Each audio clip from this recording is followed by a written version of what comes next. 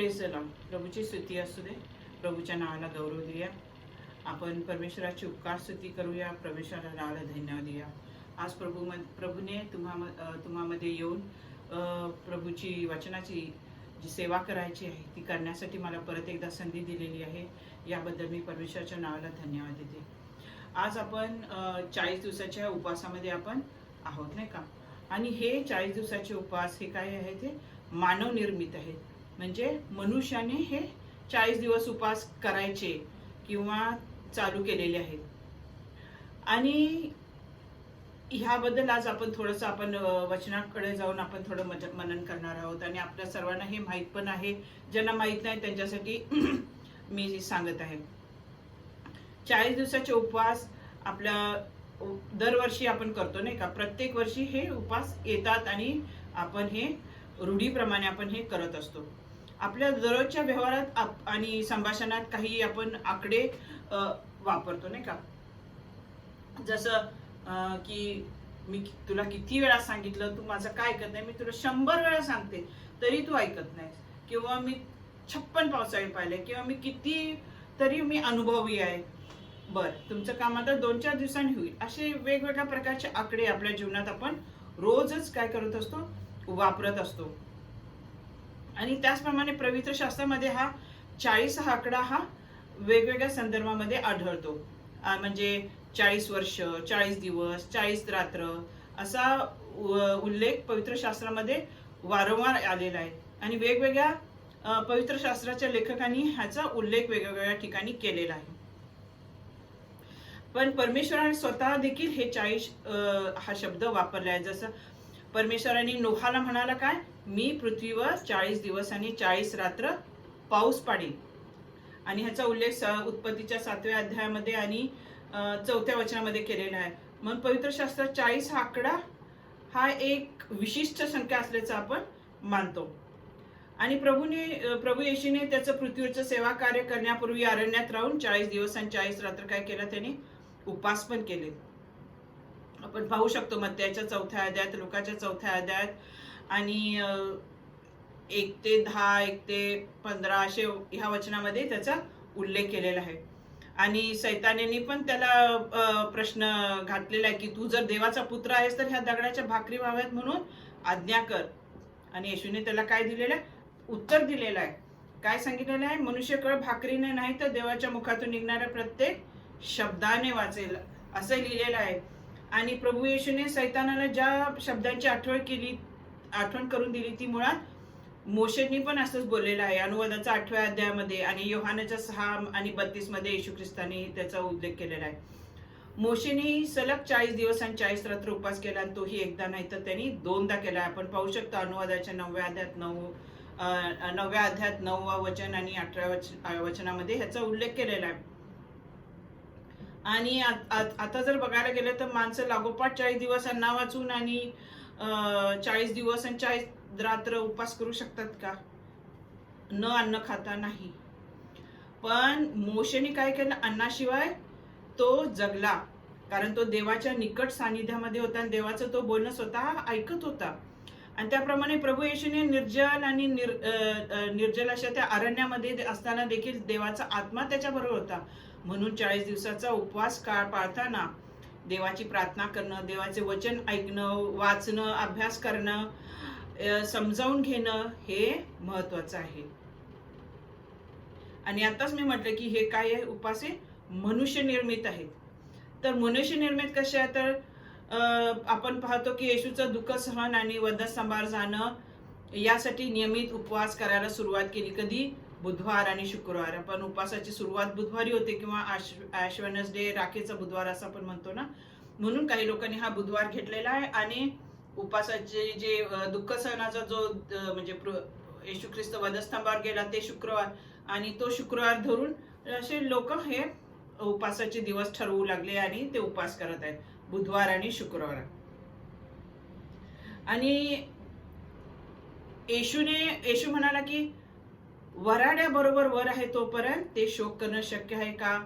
तरी असे दिवस येतील की वर त्यांच्यापासून काढून घेतला जाईल, तेव्हा ते उपवास करतील. आणि येशूने किंवा इतर त्याच्या शिष्यांनी, प्रेषितांनी आज्ञा दिली म्हणून काहीही सांगितलेलं नाही, ही आज्ञा दिलेलीच नाहीये की तुम्ही उपवास करा, पण हे रूढी परंपरेनं ठरवलं गेलं. येशूच्या दुःख सहनाच्या निमित्तानं 40 दिवस उपवास, प्रार्थना, त्याग करण्याची प्रथा आहे.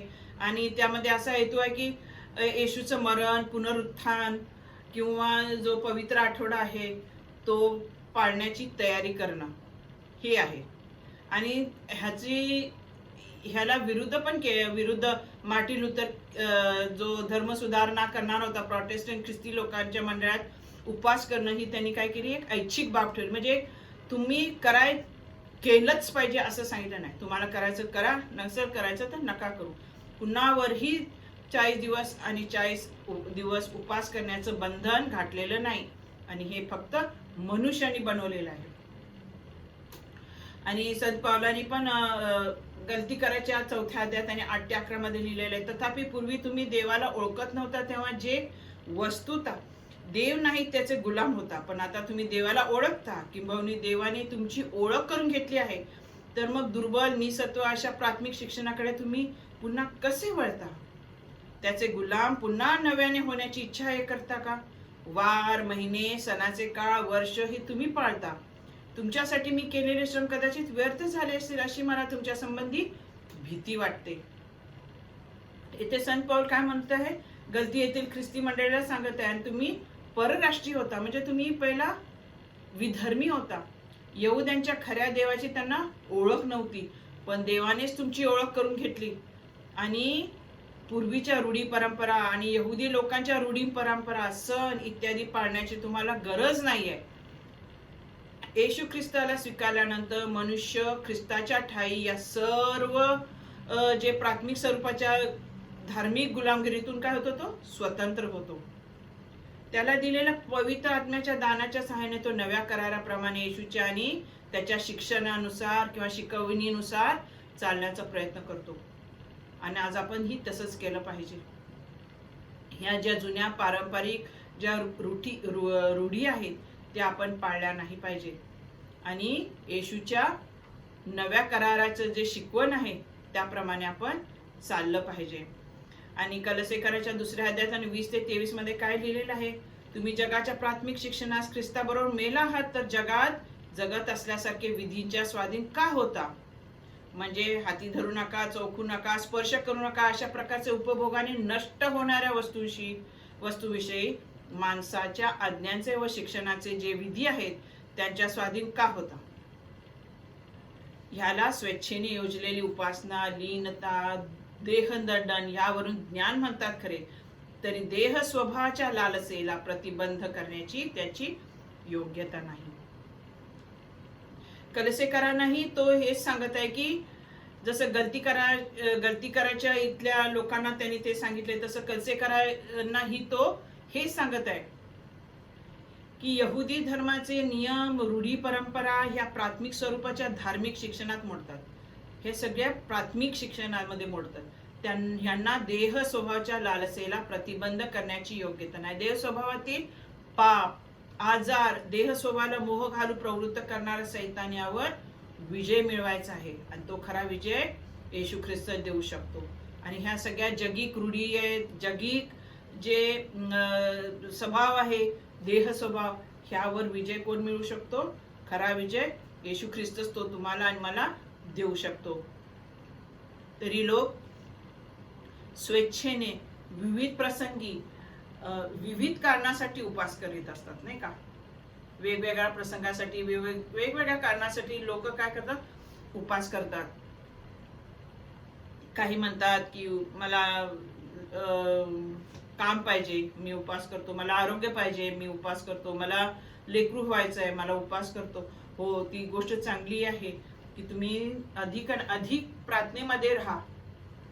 पुरुषांनी अनेक उपवास नेमले आणि ते सक्तीचे केले होते त्या काळात लोकांवर, आणि त्याचे पालन येशूने त्याच्या प्रेषितांनी कधीही केले नाही. उलट त्याचा ते निषेध करत गेले.